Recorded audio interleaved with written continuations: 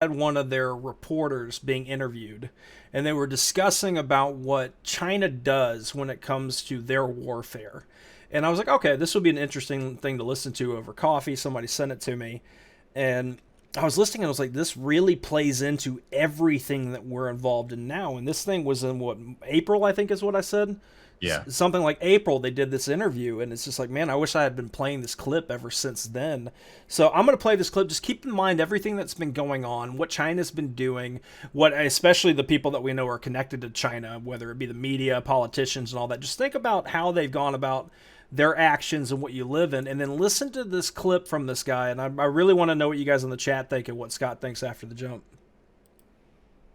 Chinese Communist Party has a saying when it comes to their warfare, psychological warfare operations, and other forms of subversion: strangle you with your own systems. In other words, observing how different countries operate, what is controversial within their systems, how does their system function, how can we use those systems to twist things around, to cause chaos, to mess things up, to use it against them. You say you believe in free speech? We'll have protests in your own backyard calling you out. You say you believe in free press? Well, we'll start up state-run media in your country, and we'll use those state-run media to lie to your population, to spread our propaganda. That's what they do. You believe in free markets? How about we bring state-run companies that can sell below cost and put your companies out of business and take over your industries? That's what they're doing, right? Strangle you with your own systems. And what is controversial in the United States? What is most controversial? Racism. This race narrative, they know they can use it. They've been doing it for a very long time. There are different groups, for example, Committee of 100 in the US, who every time a Chinese spy is arrested, they call it racism, because they know that's what we're sensitive to. The Chinese military has a doctrine on this, the three warfares doctrine: psychological warfare, media warfare, and legal warfare. This is publicly adopted into their military doctrine. This is part of their military system. Now, what are these? Psychological warfare is not necessarily lying to you. Psychological warfare is altering how you interpret information. And so when you see a virus coming out of China, and people say this virus came out of China, if you call it the Chinese virus, they want to use this and twist it around and say it is racist if you talk about the origin of this virus. What is media warfare?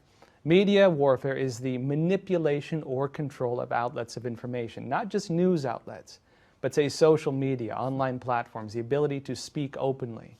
Anything that would allow people to communicate would be a target of media warfare. And what is legal warfare? Legal warfare is a manipulation of international legal systems. The Chinese Communist Party, for them, this is adopted into their military code. This is war fighting to them. That to me is probably the best 2 minutes or so that can explain what's going on with China.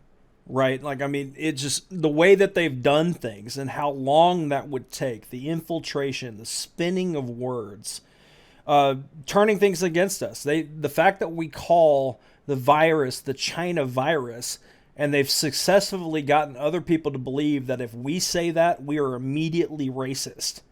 Yep. You know, because we know we're not, and we understand that they're just going to say what they say. We've all got tough skin. We can handle being called. We've been called plenty of names. But when it comes to getting the rest of the public to buy it, that right there is a fascinating way that they've gone about this war. And I mean, I've got more thoughts on this clip, but what did you think when I played that to you? Because I know you said that we could talk on this for an hour, so I'm sure you got some opinions.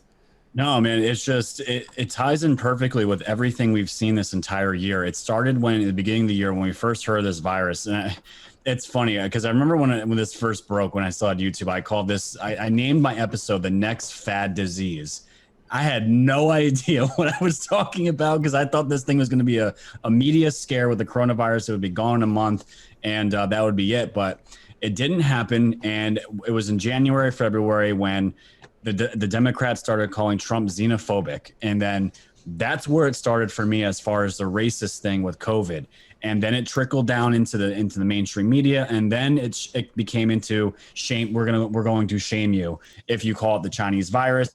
Even Cuomo here was getting that stupid narrative where he said it's not from China, this came from Europe. He was literally the only governor that was talking about this. But then you throw in Antifa, the riots, Black Lives Matter.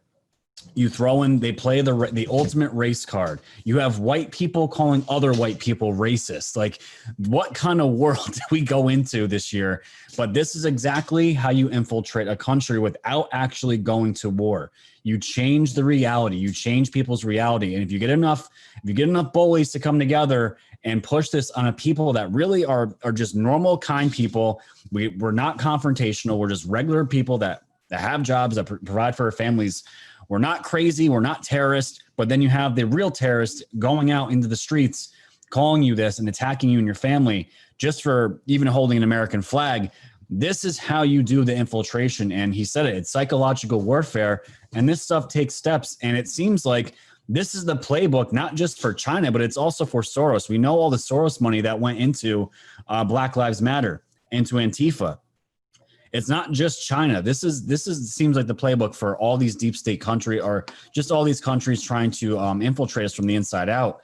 And shout out to Epic Times, man, because more than, I know there's a lot of outlets that trash China, but Epic Times is always, every time I go on there,